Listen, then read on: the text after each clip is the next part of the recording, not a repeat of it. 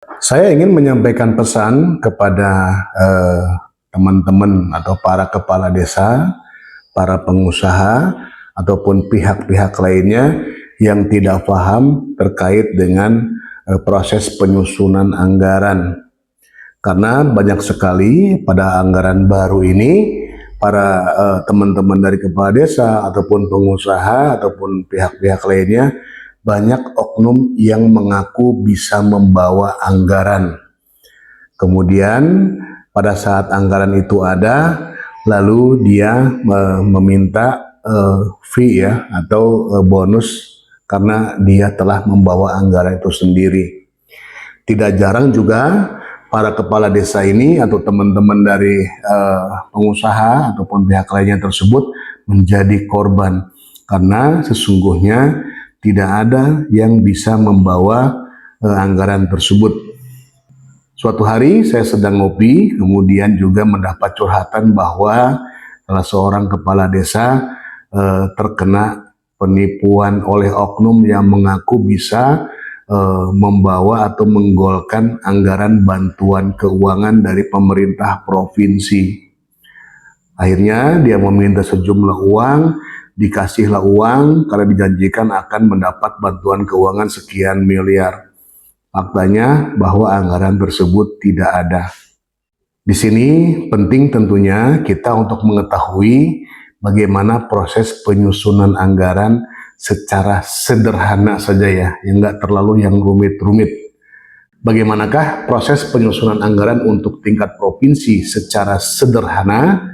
Mari kita simak ulasannya.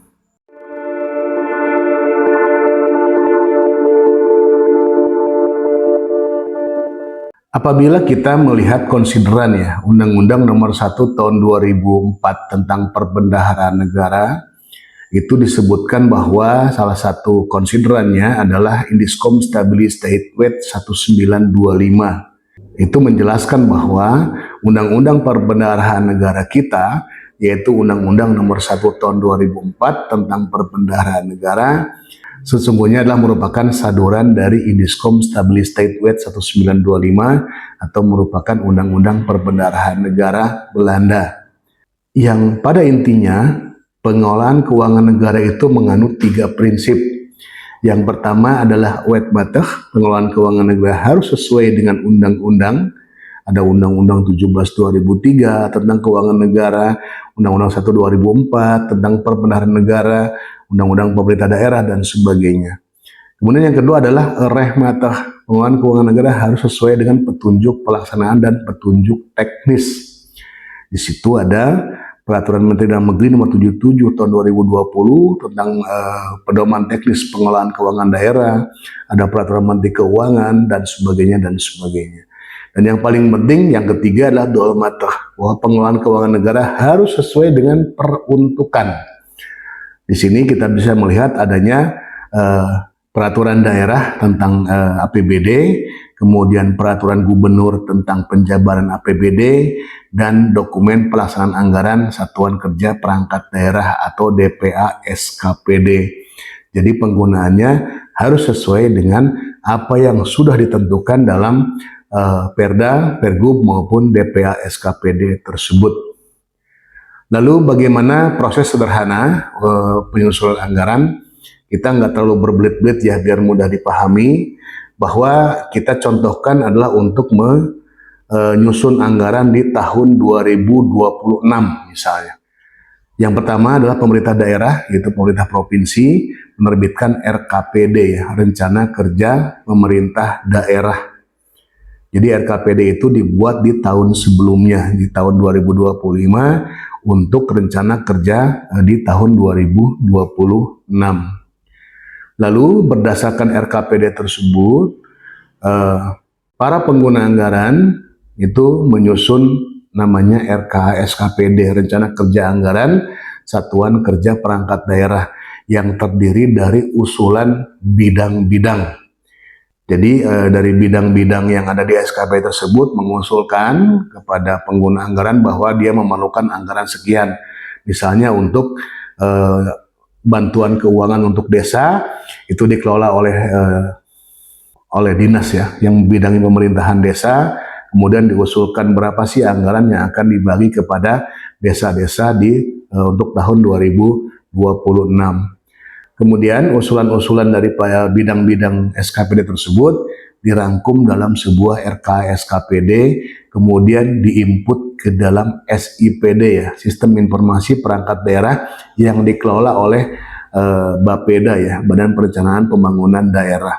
Jadi semua SKPD menginput RKA SKPD-nya ke SIPD, kemudian filter di sana dan dimasukkan ke dalam rancangan kebijakan umum anggaran dan rancangan prioritas dan plafon anggaran sementara atau RKUA dan RPPAS untuk selanjutnya dibahas dalam Musrenbang Tim Anggaran Pemerintah Daerah atau TAPD yang dikoordinatori oleh Sekretaris Daerah. Di situ usulan-usulan tersebut belum tentu disetujui di dalam Musrenbang. Bisa naik anggarannya, bisa turun nilainya, ataupun bisa dicoret, tidak dialokasikan sama sekali. Kemudian setelah RKUA RPPS itu disetujui oleh TAPD, Tim Anggaran Pemerintah Daerah, kemudian dimasukkan ke dalam KUA PPAS ya, Kebijakan Umum Anggaran dan Prioritas dan Plafon Anggaran Sementara. Lalu KUA PPAS tersebut dibawa ke paripurna ya, dibawa ke paripurna pembahasan anggaran antara eksekutif dengan legislatif. Dalam pembahasan dengan legislatif dengan DPRD provinsi itu juga masih terdapat perubahan-perubahan ya, bisa bertambah, bisa berkurang, kemudian bisa juga dicoret ya. Setelah terdapat kesepakatan antara eksekutif yaitu pemerintah daerah dengan legislatif dari pihak DPRD, kemudian dimasukkan ke dalam rancangan APBD.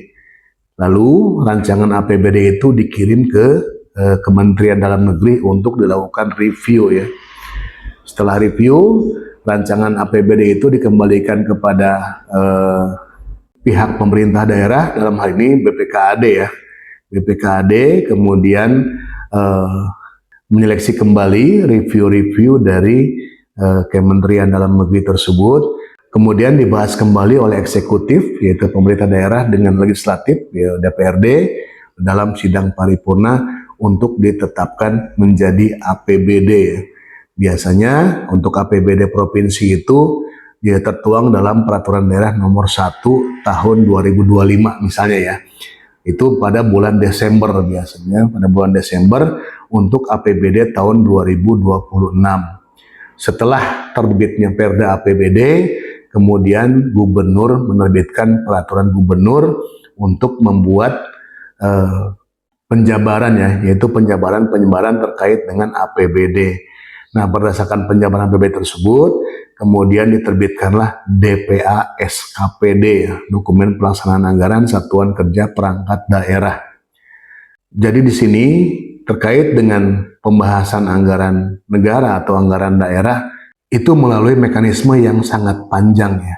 Ada aturan-aturannya yang harus dipenuhi oleh pihak baik legislatif maupun eksekutif. Sehingga sangat tidak mungkin apabila ada seseorang yang karena bermodalkan foto dengan pejabat, lalu dia datang ke desa-desa bilang saya yang bawa anggaran bantuan keuangan nih dan sebagainya. Itu dapat dipastikan sebagai modus operandi, dugaan tindak pidana penipuan. Ya kalau anggarannya ada, ya berarti dia aman-aman aja. Tapi kalau anggarannya nggak ada, ya kan berarti kan ada hal yang dirugikan. Ibaratnya orang seperti itulah menembak di atas pelana ya. Kalau kena ya berarti dia beruntung, kalau enggak ya berarti dia tidak beruntung. Jadi istilahnya kalau ada orang yang mengaku bisa membawa anggaran itu hanya akal-akalan saja karena dia ingin mengambil fee dari pemerintah desa ataupun pengusaha dan atau pihak lain. Demikian sedikit uraian terkait dengan proses penyusunan anggaran secara sederhana. Demikian, terima kasih.